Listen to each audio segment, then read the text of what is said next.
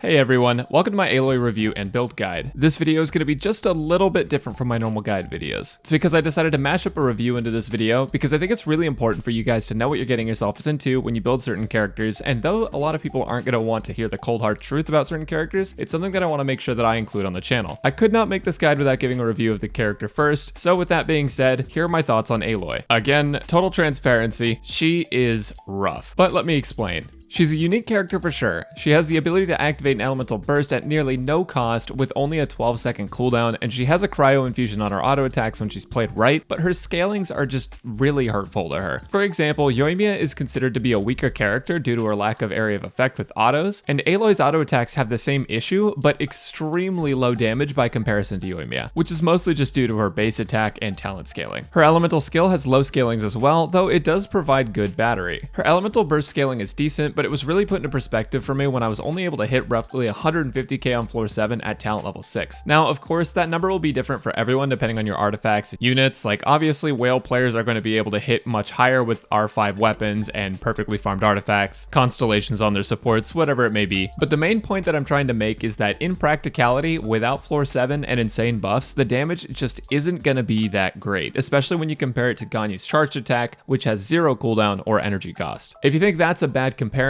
because she's a 5-star, you can also compare her to Chongyun, who pulls off similar or more damage at max investment, has actual team utility with cryo infusion, and has constellations to make the character better. As of right now, and it looks like for the foreseeable future, Aloy doesn't have constellations. Ultimately, there's just not a lot that Aloy can do to make her worth using over other characters in the game. Even Kaya, who's a completely free-to-play unit, will get more value in permafreeze than Aloy. I'll be still telling you all how to build her optimally and how her kit works in this video in case you do decide to build her, but if you're looking for my honest opinion on whether or not she's worth the resources, I have to say that she's not now, so that I can explain things better later on in the video. Anyways, with all of that out of the way, let's talk about her kit. So, as mentioned before, Aloy's auto attacks have pretty low scaling, but you can get a cryo infusion, and I'm going to explain how to do that right now. So her elemental skill is a 20-second cooldown that throws a cryo bomb that explodes into 6 smaller bombs. When a mini bomb explodes and hits an enemy, it gives Aloy a coil stack that'll show on her character. When she gets 4 coil stacks, her auto attacks get infused with cryo, and these bombs can be moved by Jean, Kazuha, and Sucrose, which kind of clears up a common misconception that getting Aloy's cryo infusion is difficult. Aloy can get stacks while off the field, which means that you can swap into Sucrose, pull all of the bombs in to force them to hit opponents, and swap to Aloy to give her easy 4 stacks. The small bombs don't generate any energy particles, but they do a bit of damage, and her initial bomb generates 5 particles, which would make her an awesome battery with Sacrificial Bow. Though Diona can also bring in a bit more value to your team if you're comparing her with other units, just because she can generate particles most of the time, but she also gives you a shield and has healing in her kit. So in most team comps, you would prefer to use Diona over Aloy. As far as Aloy's elemental burst, this is kind of the main reason I wanted to play Aloy for a bit. Her burst animation looks really cool, and as far as utility, it's on a 12-second cooldown with 40 cost, just like Chongyun ult. As far as the damage goes, it's comparable to Jean's Gale Blade without any modifiers, but becomes much stronger with reactions and team investment. In my opinion, this is probably the best part of Aloy's kit since you can use it often and it lets Aloy be a decent noblesse user. Aloy's passives look really good on paper, like for example, she gives her team attack bonus while giving herself an attack bonus whenever she gets coil stacks, and when she's in rushing ice state, which is when she gets a cryo infusion, her cryo damage bonus is increased by 3.5% every 1 second, up to a maximum of 35% cryo damage. But because miHoYo made Aloy so weak by default, these don't really do a ton for her, though they are helpful to increasing her damage output by a little bit. Before we talk about artifacts, I do have a quick message from a sponsor that I would love to share with you guys. Hey you, yeah you, do you ever wonder how all these people around you got to be so big-brained? Well, I can't guarantee they all use Skillshare, but there's a chance that potentially maybe some people you know go out of their way to seek knowledge, and Skillshare does help with that. Skillshare is an online platform that makes learning and engaging with new ideas easy to get started with. There's organized classes and workshops that can teach you all sorts of things like how to play music, edit videos, or even start learning a new language. For example, I took a course called Beginner's Japanese, Daily Phrases to Travel and Communicate. I actually have a friend I met online who's a native speaker, so I've been practicing what I learned with them. Like right now, I'm learning different ways to ask where places are located and different vocabulary terms for transport. This is all in preparation for my Japan trip next year, and it's going to come in handy a lot. With increased access to technology all over the world, more and more people are able to use the internet as a powerful learning tool, so there's never been a better time to get started with Skillshare. The first 1,000 of my subscribers to click the link in the description will get a 1-month free trial of Skillshare, so you can start exploring your creativity today. So give it a shot, click the link, you got nothing to lose.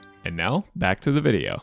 So moving on to artifact builds now, there's a couple different ways you can build Aloy to maximize her potential. If you're trying to build her as a burst support, I suggest 4-piece Noblesse, because as mentioned earlier, her cooldown is only 12 seconds. So if you don't have Bennett on the team, she can be one of the best characters to use Noblesse with, because her burst also costs 40 energy. She'll get 20% elemental burst damage bonus, but since her burst damage already isn't super crazy in comparison to what your main carry will put out, it's okay to lose a bit of that in order to buff the rest of your team with the 4-piece set effect. Again, do not run this if you're running Bennett though, since you'll only be able to get one Noblesse buff at once, and Bennett is the best Noblesse holder currently. For main stats on this, you want attack percent, cryo damage, and crit. If you're going for a melt build on Aloy, I can't believe I'm saying this, but 4-piece Lava Walkers isn't that bad. It gives you a 35% damage increase against enemies with pyro on them, so in conjunction with Xiangling and Bennett, most of your bombs and your burst are going to reverse melt and multiply your damage by a lot. If you prefer consistency though, 2 Noblesse and 2 Blizzard Strayer will net you 35% damage bonus total on just her burst and 15% cryo damage bonus on her skill and autos. For a melt artifact setup, you want to have either attack percent or elemental mastery sands, cryo damage goblet, and a crit circlet. The rule of thumb here is that if you're using the bow stringless, Aloy will need an attack sands, buffs from the party like Bennett or Noblesse, or she needs high attack substats to compensate for her low attack stat. Otherwise, building elemental mastery is going to almost always be better for reverse melt build and team for Aloy. The final build I want to talk about is a freeze build for Aloy, and these ones are actually really straightforward. So what you're going to want is 4-piece Blizzard Strayer, which gives you between 20 and 40 crit rate and 15% cryo damage bonus in the freeze team setup, and with the right composition, the effect will almost always be active. If you're running her as a main DPS, this is the set that you want to use since it'll bring the highest consistent value to her in that role with her cryo infusion. For main stats, you're going to want attack percent, cryo damage, crit, because elemental mastery is useless in a freeze team since freeze has no damage multiplier. Remember, for building crit that you want to have a 1-to-2 ratio, 40 crit rate to 80 crit damage is the minimum you want to have for a crit build, but 50 to 100 is much more solid. If you can't make that crit ratio happen, just build an attack circlet just like you did before AR-45. Moving on now to weapons, Aloy's weapons are pretty easy too. All of the 5-star bows except for Elegy for the End are a top pick for her in a freeze team and still solid in a melt one, with Polar Star specifically being pretty good. Whenever you use her skills, the bombs will have many opportunities to do damage and reset the stack timer for elemental skill damage, which is good with Polar Star. Her burst is on a 12-second cooldown, which perfectly aligns with Polar Star stacks as well. It's not her signature weapon, but it is a solid pick. And if you do use this weapon, you need to make sure that you have a crit damage circlet in a freeze team, because if you don't, you're going to overcap on crit rate, and that's going to suck. Outside of the 5-star bows, for a reverse melt team, Stringless is an incredibly strong pick since elemental mastery will buff your reaction damage as well as its passive increasing skill and burst damage. The bow is insane. The only time I would recommend using a different one in a melt team is if you can't reach the 1-to-2 crit ratio with it. Outside of Stringless, Blackcliff and Viridescent Hunt are good weapons for her, and I would only recommend Rust on a main DPS build, which I wouldn't even really recommend at all, to be honest. Prototype Crescent is your absolute best free-to-play option, and I would say to use Crescent over Rust if you have it. The one last bow I want to talk about is her signature bow on PlayStation, which is the Predator bow. And Predator isn't too bad on Aloy since it's tailor-made for her, but in terms of investment of resources, Crescent or any of the other bows mentioned will be better since Predator specifically only works on Ganyu and Aloy, whereas the previously mentioned bows work on many different characters. So if you're a free-to-play player, it's important to only spend resources where it's necessary, and that's bows that you can double dip into. Of course, if you just want to use her as a battery, use Sacrificial Bow, just like how you would with Diona. There's so much it depends for bow rankings on this character that I didn't want to confuse everyone by showing numbers for 3 minutes straight, so I just wanted to list all of the good bows on her, and you guys can kind of pick based on what you have. So now that we've talked about her best weapons, we can move on to teams, and this is the final and most important thing that we're going to talk about today.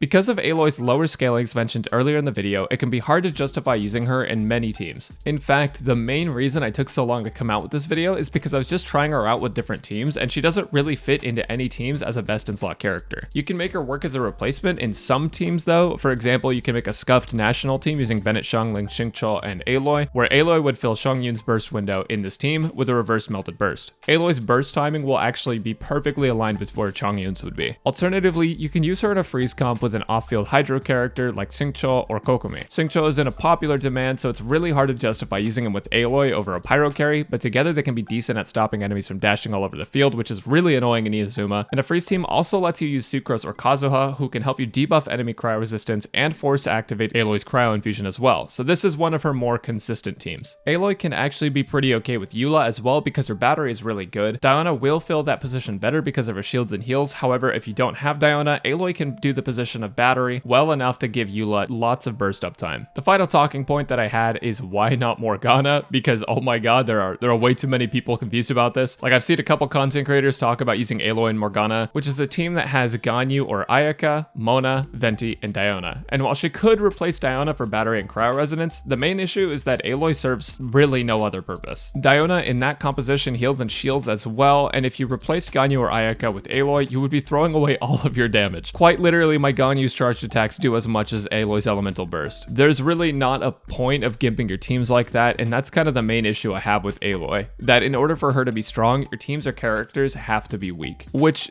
you know, in turn also hurts Aloy. So anyways, that's all I got for you guys. If you're building Aloy, let me know in the comments. If you're not building Aloy, let me know why. And I hope you guys have enjoyed or learned something. Make sure to check me out on Twitch at twitch.tv/Baraxophone, and I'll catch you later.